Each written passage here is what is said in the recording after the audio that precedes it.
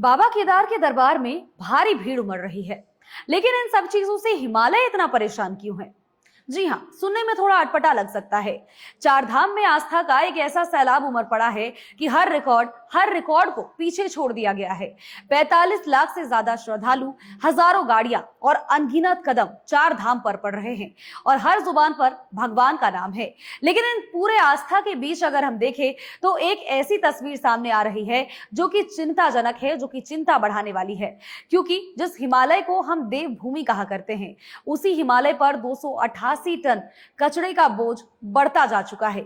लेकिन सवाल यहां पर सबसे बड़ा यह है कि क्या श्रद्धालु सिर्फ पुण्य लेकर के लौट रहे हैं या फिर अपने पाप को वहीं पर छोड़ दे रहे हैं, वो भी कचड़े के रूप में, या फिर देवभूमि में प्रदूषण छोड़ करके वो लोग आ रहे हैं।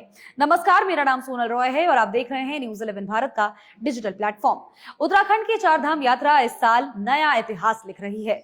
यात्रा शुरू होने के बाद से लेकर के अब तक 45,31,000 से ज्यादा श्रद्धालु रजिस्ट्रेशन करवा चुके हैं और सबसे आगे है बाबा केदार का धाम, जहां पर 15 लाख श्रद्धालु ने पंजीकरण किया है।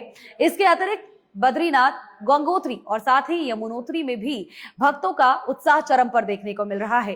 हर दिन हजारों लोग यहां पर कठिन रास्तों को पार करके भगवान के दर्शन करने को पहुंच रहे हैं, भगवान को देखने को उतारू हो रहे हैं। मंदिर के बाहर लंबी कतारें दिख रही हैं।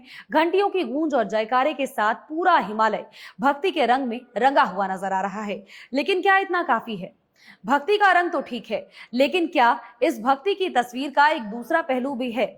बिल्कुल है। जो तस्वीर अब निकल करके सामने आ रही है वो शायद थोड़ी चिंताजनक है, क्योंकि चार धाम की यात्रा के सिर्फ 51 दिनों में ही 288 टन से ज्यादा कूड़ा कचरा इकट्ठा हो चुका है। आप जरा सोचिए कि 288 टन यानी कि प्लास्टिक की लाखों बोतलें, हजारों पॉलिथीन और खाने पीने के हजारों पॉलिथीन, हजारों पैकेट्स और ऐसा कचरा जो कि हिमालय की सांसों को भारी करता जा रहा है। सबसे ज्यादा कचरा केदारनाथ क्षेत्र से निकला है, जहां पर श्रद्धालुओं की सबसे ज्यादा भीड़ पहुंच रही है।